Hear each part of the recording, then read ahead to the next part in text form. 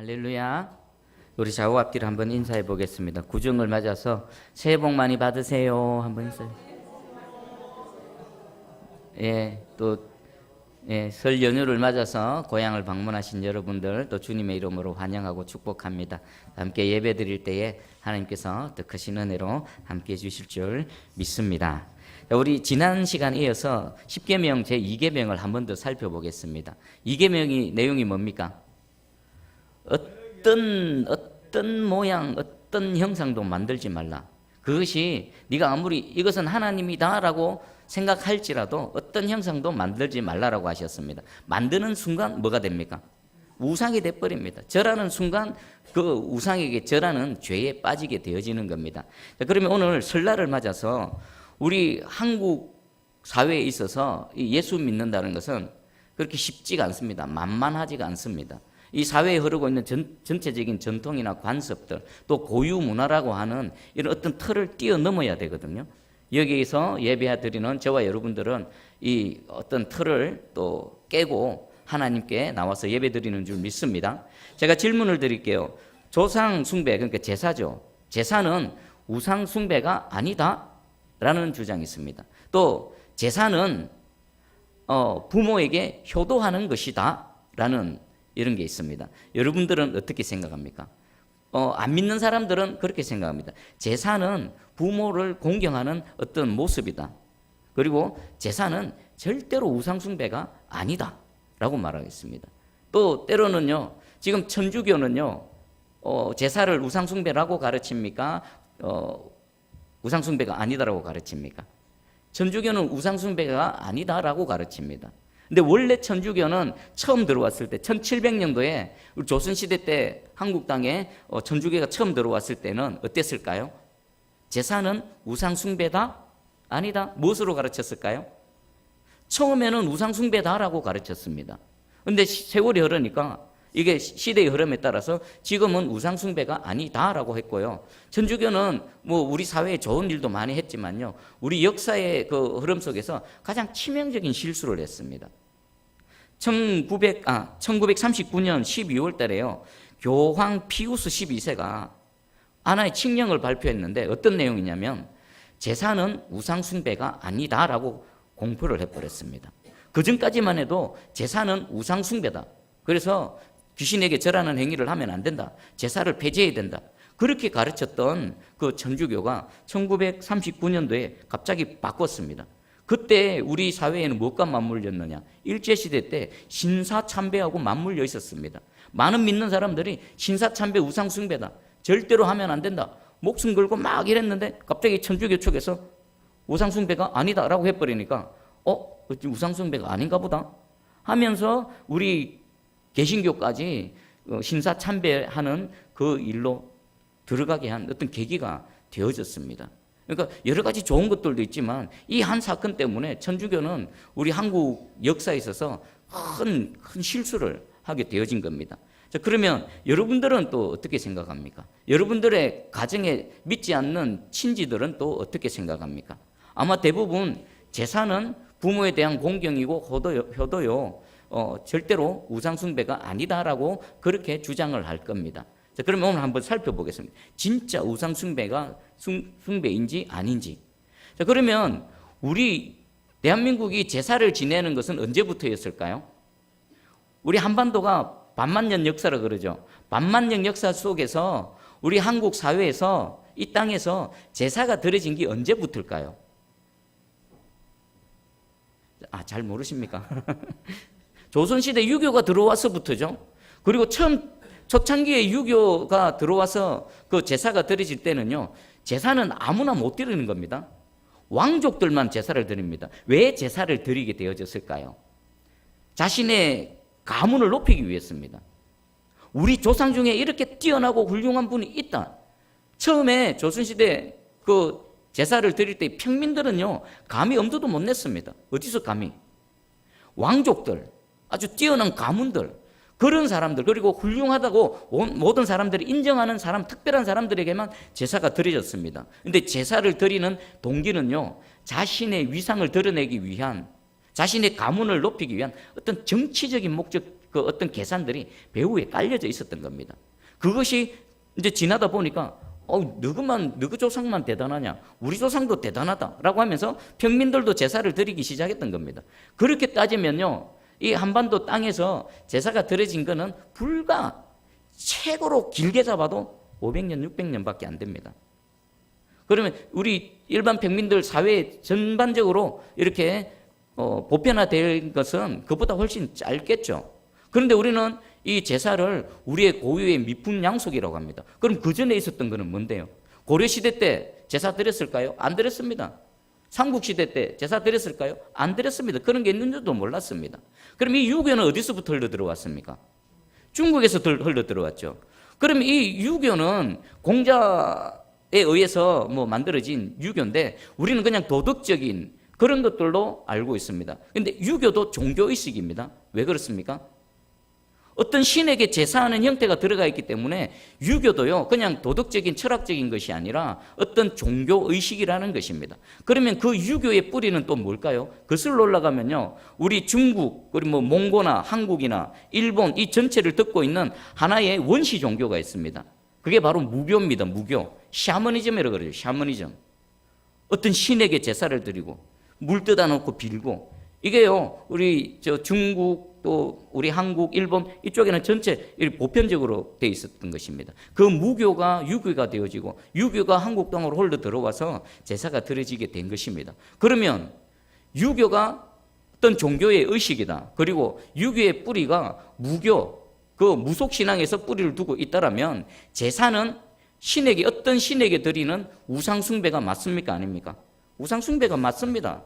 철저하게 우상숭배하는 것이며 하나님께서 말씀하신 그 10계명의 제1계명과 제2계명을 어기고 있는 것입니다.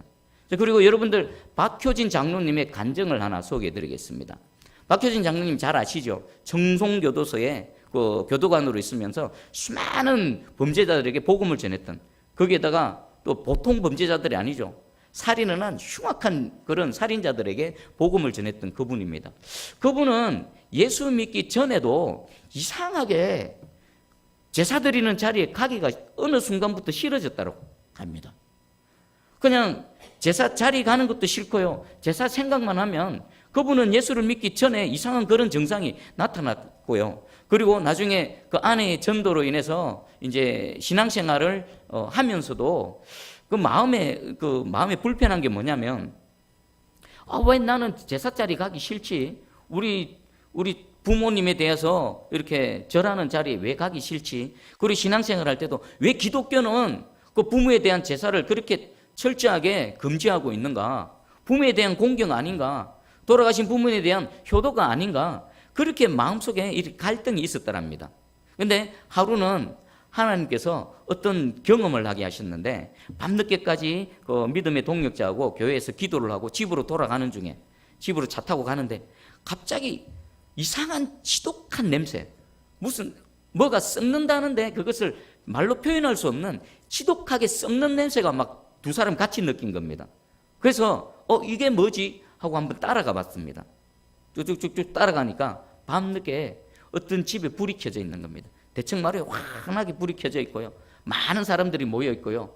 그리고 거기 뭐 하는 장소였을까요? 제사 드리는 거예요. 제사.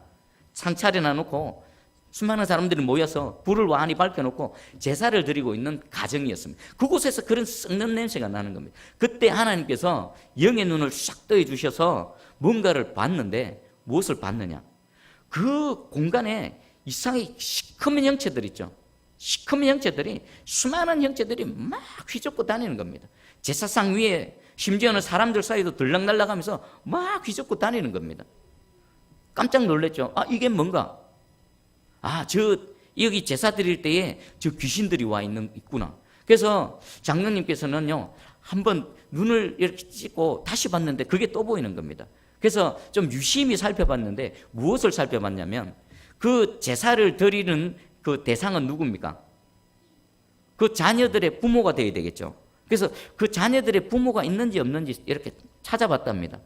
있었을까요? 없었을까요? 없습니다. 없어. 아무리 찾아봐도 없습니다. 자, 그때에 우리 성령님께서 이렇게 말씀을 해주시더랍니다. 제가 한번 읽어드릴게요. 잘 들어보십시오. 지금 네가 보는 것이 바로 사단의 실체이며 귀신의 실상이다. 인간의 영은 육신을 떠나면 하나님의 나라가 임하시는 그날까지 임의로 이 세상을 들락거릴 수 없다. 영계에 들어간 인간의 영이 제삿날이라고 외출하여 제사상 앞에 찾아온다는 것은 인간의 상상일 뿐이다. 아버지도 할아버지도 그 윗대 조상님들도 죽는 그 순간에 하나님의 판단을 받아 낙원과 음부로 구분되어 들어간다. 제삿날에 후손들이 버려놓은 이 제사상에는 조상의 영이 찾아오는 것이 아니라 지금 내 눈에 보이는 더러운 귀신들이 대신 몰려들어 무지한 인간의 영혼과 육신을 더럽히는 것이다. 그러므로 하나님께 드리는 제사 외에는 그 어느 제사라도 귀신들의 놀이터요 인간을 더럽히는 사탄의 속임을 알라. 자, 성령님께서 그 갈등하고 있는 그 박효진 장로님을 불쌍히 여기셔서 그 광경을 목격하게 하시고요, 그 광경을 해석해 주고 계십니다. 그러면 지금 수많은 사람들이 설 명절을 만나서 아침에 되면은 상 차려놓고 그 자신의 아버지, 할아버지다라고 절하는데 실제는 누구에게 절하는 겁니까? 귀신들에게 절하는 겁니다. 여러분 분명히 아시기 바랍니다. 사람은 한 번에 죽음을 맞이하면 영혼과 육체가 분리되어집니다. 그 순간 영혼은 어디로 갑니까? 두 곳입니다. 두 곳. 하나님께서 판단하셔서 예수 믿는 사람으로 인정되어지면 어디로 갑니까? 천국으로 가고요. 예수 믿지 않는 사람은 어디로 갑니까? 지옥으로 가는 겁니다. 두 곳으로 가버립니다. 가버리면 그 사람이 다시 우리가 살고 있는 이 세상으로 건너올 수 있습니까? 없습니까? 없습니다. 그러면 지금 우리가 사는 이 공간에 우리 세상 가운데 자신이 조상이다, 내가 네 아버지다, 내가 네 어미다, 무당들 막 그 애기 소리 내고 무당들 할아버지 소리 내고 하죠. 그거 다 누굽니까? 실체는 더러운 귀신들입니다. 아주 저급한 귀신들이 돌아다니면서 인간들의 영혼을 그렇게 더럽히고 하나님이 받아야 될 제사를 자신들이 가로채고 있는 것입니다. 여러분 분명히 인식하시기 바랍니다. 아니 진짜 내가 드리는 제사가 우리 부모님이 오셔서 받으신다는 거면은 덜 억울하기도 하죠. 근데 이거는 사단들이 우리를 속이고 하나님께 드려야 될 제사를 중간에 가로채고요, 우리를 속이고 있다라는 것입니다. 이 박효진 장로님의 이 간증을 통해서 분명히 깨달아 아시기 바랍니다. 여러분들 이웃 친지들에게도 이 진리를 가르쳐 주시기 바랍니다. 그리고 우리 초기 개신교 선교사님들은요 어떻게 우리를 가르쳤을까요? 우리 마페 선교사님이 우리 1893년도에 세례교인들을 교육할 때에 그 몇 가지 항목들을 정하셨답니다. 제가 소개해 드리겠습니다. 첫 번째는 우상숭배 금지, 그리고 조상 제사를 폐지하라, 그리고 주일 성수 잘하라, 부모님을 공경하라, 첩을 두는 것. 우리 조선시대 때만 해도 좀 힘있고 부유한 사람들은 첩을 뒀죠. 그 선교사님 들어와서 보니까 이 과간도 아닌 겁니다. 축첩하지 마라. 오직 한 아내와만 사랑하며 살아라.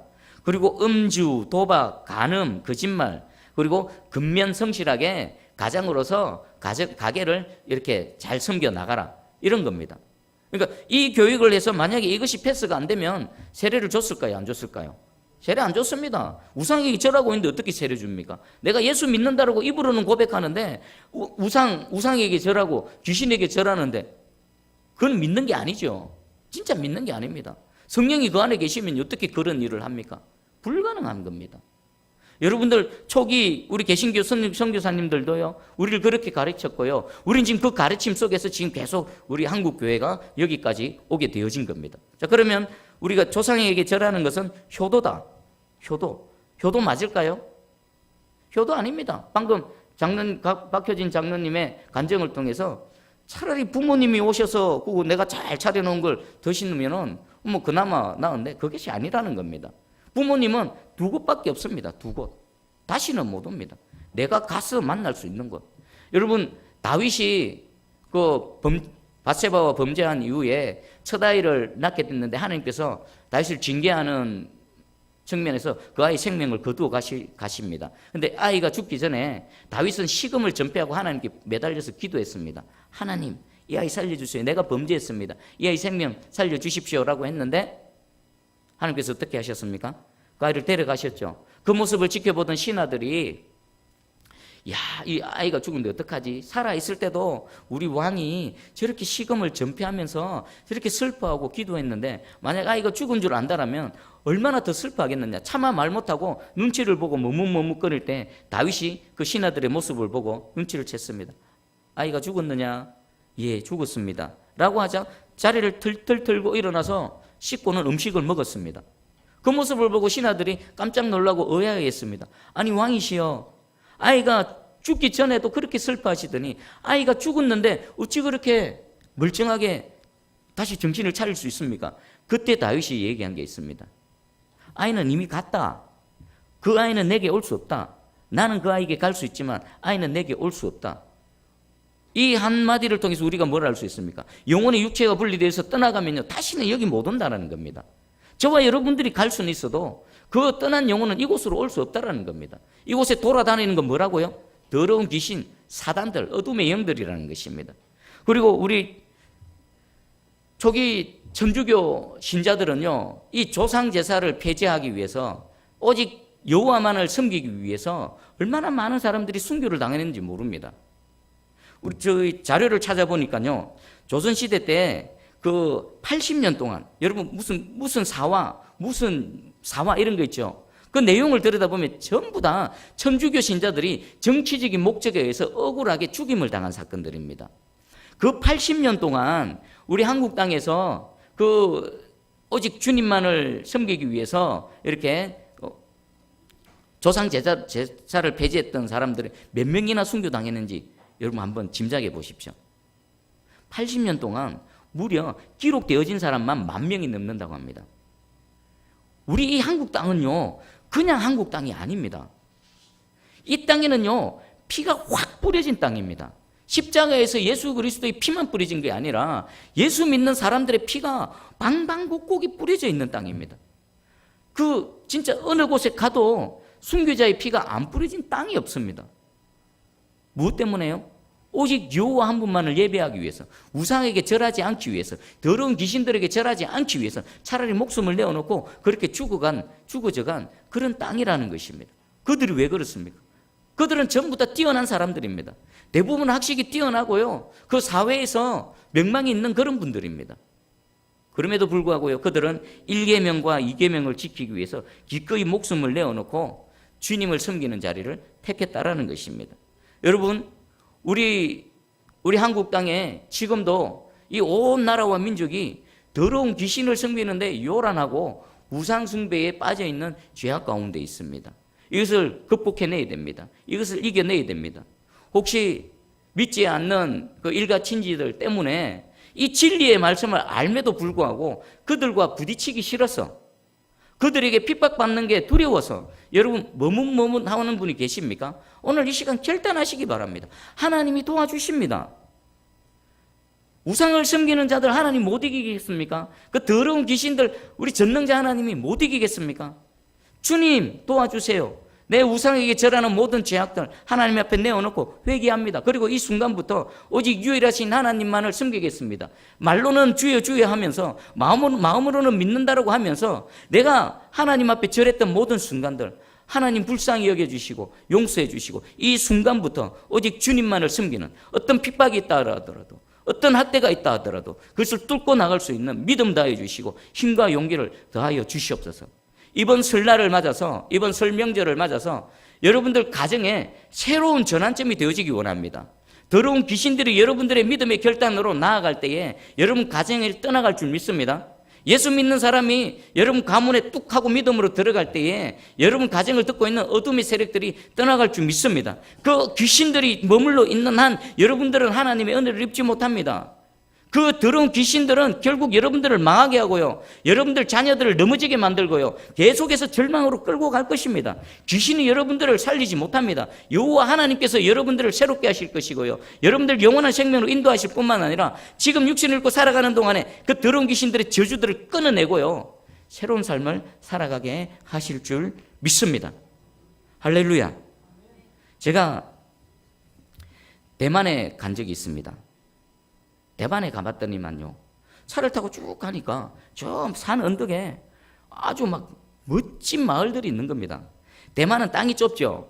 그래서요, 그 대만은 뭐 소득은 아주 높을지 모르지만 그들의 삶을 보면요, 너무나 초라하고 형편없습니다. 집도 조그만하고요. 집도 조그만하고 뭐 금소하다가 보다도 아이고 대만이 잘 사는 줄 알았더만 이렇게 사는구나. 그렇게 사는데 저 멀리 너무나 화려한 막 마을이 있는 겁니다. 그래서 선교사님께 물었습니다. 와, 저기 대단히 멋진 마을이 있는데 뭡니까? 뭘까요? 공동묘지입니다. 공동묘지. 자신들은 살 때에 먹을 거 못 먹고 그 조그만한 집에서 살면서 대만 사람들은 일생에 있어서 가장 화끈하게 쏟아붓는 데가 있다랍니다. 뭡니까? 무덤 만드는데. 무덤이 그냥 우리가 보는 무덤이 아니라 아주 멋진 집입니다. 무슨 호화 빌라처럼 그렇게 꾸며놓는 겁니다. 그들이요, 평생 모아서 마지막에 쏟아붓는 것이 뭐냐? 자기 부모님 돌아가실 때 무덤에다가 싹 다 쏟아붓는 겁니다. 불쌍하지요? 죽어서 그냥 육체가 흙으로 갈 건데 거기에다가 평생을 먹지도 못하고 입지도 못한 걸 가지고 모아가지고 거기다가 갖다 붓는 겁니다. 얼마나 억울합니까? 그 진리를 알면은 그들이 얼마나 억울하겠습니까? 맛있는 거 많이 먹고 차라리 부모님 살아계실 때 뭐 하는 겁니까? 무덤에다가 막 수천 수억 쏟아붓기 전에 살아계신 부모님에게 뭐 하는 겁니까? 살아계실 때 맛있는 거 드리고 용돈 드리고 자주 찾아뵙고 손 한번 잡아드리고 여행 다니시기 같이 또 여행도 다니고. 죽고 나서 무슨 소용이 있습니까?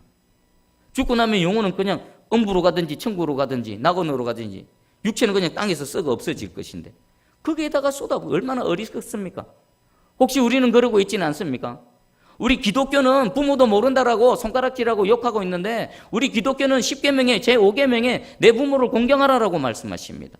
내 부모를 공경할 때에 땅에서 잘되고 장수하리라고 축복의 말씀까지 주셨습니다. 그리고 우리 또 모세오경에 보면요, 부모에게 저주하는 자는 돌로 쳐 죽이라고 하나님께서 명령하고 계십니다. 효도는요, 살아계신 부모님에게 효도하는 겁니다. 이번 기회에 명절에 가족들 만날 겁니다. 또 일가 친지들 만날 때에 우상 숭배하는 그 모든 죄악에서 여러분 때문에 그 우상 숭배 제사하는 모든 일들이 폐지되기를 축복합니다. 그리고 윗 어른들 계십니까? 용돈이라도 살아계실 때 더 드리시고요, 맛있는 거 더 준비하셔서 살아계실 때 더 대접하셔서 정말 기독교가 말하는 부모 공경, 올바른 부모 공경을 하시기를 주님의 이름으로 축복합니다. 아멘. 우리 반주해 주시고 한번 이 말씀 붙들고 기도하며 나가기 원합니다.